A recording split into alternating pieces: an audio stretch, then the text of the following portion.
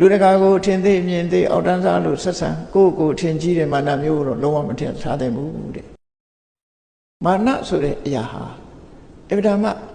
သူကကိုအထင်ရောက်လို့ဆိုးကျိုးဘက်ကိုဥလက်သွားတယ်ပေါ့မာနသို့တော့ရှိတဲ့မာနမရှိတဲ့မာနဆိုတာနှမျိုးခွဲပြီးတော့သိဖို့လိုတယ်မရှိတဲ့မာနကသူများကိုအထင်သေးအမြင်သေးငါလောက်မတော်ဘူးဆိုတဲ့အတွေးမျိုးထားတဲ့မာနမျိုးကမရှိသင့်ဘူးရှိတဲ့မာနဘာလို့ဆိုရင်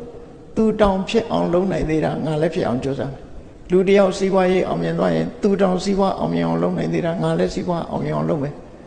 သူတောင်ဘွဲရအောင်ကြိုးစားနိုင်သေးတာငါလည်းဘွဲရအောင်ကြိုးစားမယ်သူတို့တောင်မှနော်အစင်တမ်းမြင့်အောင်ကြိုးစားတယ်ငါတို့လည်းအစင်တမ်းမြင့်အောင်ကြိုးစားမယ်လို့အဲ့ဒီလိုကောင်းတဲ့ဘက်ကိုဥလီတဲ့မာနမျိုးကိုထားတဲ့နေဖြစ်ဩရှားထာဝမာနလို့ခေါ်တယ်အမှန်တိုင်းကောင်းကျိုးဘက်ကိုဥလက်ထားတဲ့မာနမျိုးမှတပါလူတကာကိုထင်သေးမြင်သေးအောက်တန်းစားလို့ဆက်ဆံကိုထင်ကြီးတဲ့မာနမျိုးတော့လုံးဝမထင်ထားသင့်ဘူးတဲ့ယန္တာဖြစ်ပြီဆိုရင်အတ္တမိမာနလို့ဆိုရင်ငါတော်တယ်ငါတတ်တယ်ငါ